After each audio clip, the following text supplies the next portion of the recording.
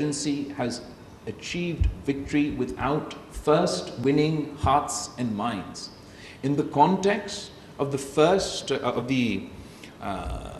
fight against terrorism in Afghanistan and Pakistan, I recall when Shaheed Mohtarama Benazir Bhutto was campaigning anew to confront this menace. Well, she warned in Pakistan in her final speech that these militants want to remove Pakistan's flag from SWAT, and rallied her country as the first female prime minister when many male politicians cowered or shirked from their responsibility to speak out. She rallied her country and she said she would be the one to lead. She would be the one to raise Pakistan's flag in SWAT. She did so in a context, and the context was a global understanding about the next phase to combat violent extremism and terrorism within Afghanistan and Pakistan. Of course, it meant joint resolve and kinetic operations that we would ultimately begin in South Waziristan and North Waziristan, etc. But that kinetic action was to be coupled with investment in the hearts and minds of the people of Afghanistan and Pakistan. Within the context of what the shared experience of the end of the World War II and the international community's commitment then to a Marshall Plan that saved or invested in the economies of a war-torn Europe to ensure future generations would not be drawn back into the mouths of, at the time, fascism. A similar commitment was made by the international community to her, to Pakistan, to the world, that we'll stand shoulder to shoulder with you in this fight, but we will not cut and run. We will invest in a new Marshall Plan for Afghanistan and for Pakistan to ensure that future generations are not lost to the menace of terrorism. So, of course, we all are aware that we have not lived up to that commitment. In the current context, it still means that we should find our own opportunities. That is the context in with which President Zardari initiated the China-Pakistan Economic Corridor. It wasn't geopolitics. It was an understanding that the eastern route that was to go through Pakhtunkhwa and descend into Balochistan would drive economic development and economic activity in those areas that were the most devastated by terrorism. So whether today it is in a multilateral context or by focusing on our own economic opportunities, we need to provide our people, the people of Pakistan, with hope through economic opportunities so they're not drawn or drawn back towards this menace of terrorism. We need to focus on the digital realm, and I've advocated before for a digital Bill of Rights. We absolutely require a digital Bill of Rights for our youth, one that grants them the opportunity to flourish in the digital age, protects their digital fundamental rights, but also acts as a digital iron dome against the proliferation of extremist content online. Algorithms that detect copyright breaches in milliseconds can be trained to throttle extremist content in the same blink. Silicon Valley must police its platforms, or we must legislate teeth into their negligence. On financial support, banks that knowingly clear terror-linked remittance should face the same stigma as those that launder drug money. FATF must evolve from a punitive grey listing to proactive intelligence pooling. And finally, success cannot come with hard power alone. We must display smart power. The combination of hard and soft power shall snuff out violent extremism from its roots so that it may never re-emerge again. On the narrative front, extremism is not an illness just of the Kalashnikov. It is an illness of the textbook, the pulpit, the WhatsApp forward. We shall write a curriculum where Ibn Sina walks beside Iqbal, where the Prophet's Charter of Medina is studied as the first social contract, and where Jinnah's August 11th speech is memorized before breakfast. We shall reclaim the microphone from the priest who preaches division and hand it to the young scientist who codes solutions. For our youth, 64% to 65% of Pakistan is under the age of 30. Terror groups salivate at that statistic. I look at the same number and see a firewall.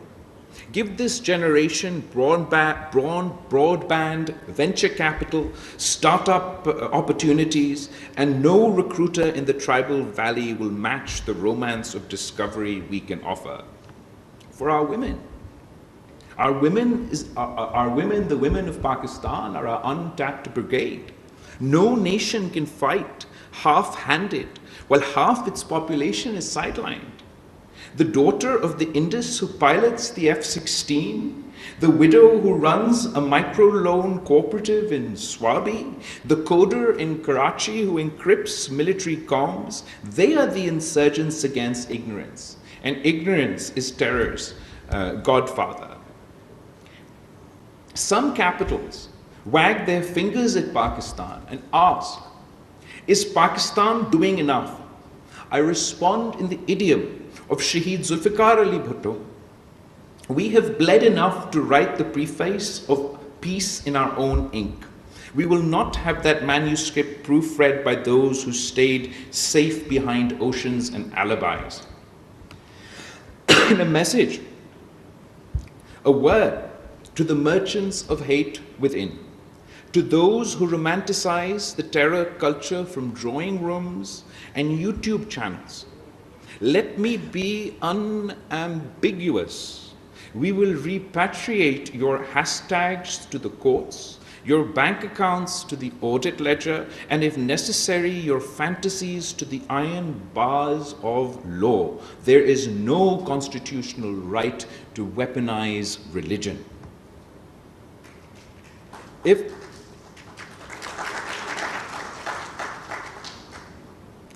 the world demands that Pakistan outlaw militias, which we are doing and have done, it must also demand that every people live free of collective punishment.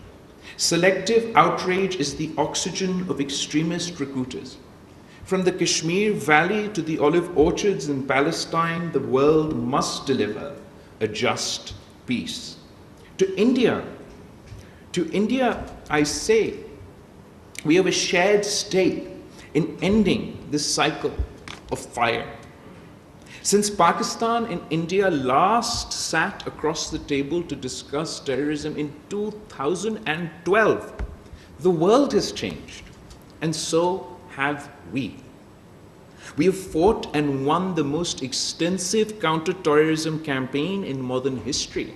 South Waziristan was cleared, North Waziristan dismantled, urban sleeper cells uprooted, and new operations launched after the fall of Kabul. We transformed our financial system to meet the most rigorous global standards after our successful FATF grey list exit. Pakistan stands among the most serious counter-terrorism states, if not the most serious counter-terrorism state on earth. It is time that India recognizes this transformation, not as a concession, but as an opportunity. Terrorism is a collective menace. No border fence, no nationalist rhetoric, no regional hegemony can shield one nation from a fire it may have helped light on the other side. If infrastructure, safe haven, or subsidy is extended to groups like the BLA or the TTP, that same network may one day irrigate militancy that threatens India itself. Fire does not distinguish between the arsonist and the architect. We all learned this the hard way after 9/11, and it's time India does so as well. Terrorism has no nationality, no religion, no caste, no creed. It respects no border and abides by no law. I offer from this floor a clear proposition. Pakistan is ready to forge a historic, phenomenal partnership with India to jointly combat terror, not as adversaries playing a zero-sum game, but as neighbors who share a moral and civilizational obligation to protect over 1 billion souls from the plague of extremism. All it requires is for India's leadership to step down from the high horse that is galloping its republic towards the abyss, pursue peace with Pakistan, sit with us, talk to us. Let us resolve Kashmir in accordance with the aspirations of its people. Let us end the weaponization of water and build instead a peace as mighty as the Himalayas. Let us return to our shared traditions grounded not in hatred, but in the ancient soil of the Indus Valley civilization. It is not weakness to extend a hand, it is wisdom. And to the world, I would like to extend an invitation. Come train with us. Come learn from Pakistan. Learn from our armed forces. Learn from our special forces. Learn from our police force. We have waged the most extensive counter-terrorism, counter-violent extremism battle from generation to generation. Study our counter-terrorism authority dataset. Few databases are richer. Come walk a rebuilt Pakistan in the aftermath of terror. Few places tell a more vivid before and after. Let's let partnership replace perception. I speak not just as former foreign minister or chairman of the Pakistan People's Party, but as a son of the soil who has met mothers holding photographs of children lost to blasts, as a brother of journalists who dodge bullets telling the truth, as a citizen whose generation was shaped by the sound of explosions. I pledge that Pakistan will pursue every cell, choke every pipeline, and confront every narrative that seeks to turn our cradle of civilization into a cemetery for hope. And from this house, I ask a unanimous resolve. In the words of Shaheed Mohtarma Benazir Bhutto, we have come too far, sacrificed too much to turn back now. And from our allies, I ask the courage of consistency. Stand by us when we win headlines, and stand with us when we bury our dead. And in conclusion, when my grandfather Shaheed Zulfikar Ali Bhutto thundered at the United Nations in 1965, he warned, "We will fight for 1,000 years, but we will not surrender." Today, I echo him with one revision. We will fight for as long as it takes, but we will not need 1,000 years, because our enemy is small against the expanse of our conviction, and conviction is the oldest, strongest weapon known to humankind. Let the clerics of chaos know. The people of Pakistan have endured empire and earthquakes, partition and dictatorship, floods and pandemics. Your improvised explosives are a footnote in a story whose chapters are written in resilience.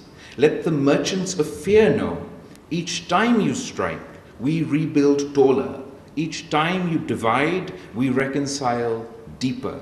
Each time you preach death, we invest in life. And let the world know, when the dust settles of this era, the chronicles will record that Pakistan, misunderstood, maligned, yet magnificent, stood at the trench line, stared into the abyss, and by the grace of God and the grit of our people, dragged humanity back from the brink. Pakistan Zindabad. नाज़रीन, chairman Pakistan Peoples Party Bilawal Bhutto Zardari Islamabad में दुनिया के पाकिस्तान के दहशतगर्दी के खिलाफ जंग के मौजू पर बैनुल अक़वामी कॉन्फ्रेंस से खिताब कर रहे थे। उन्होंने कहा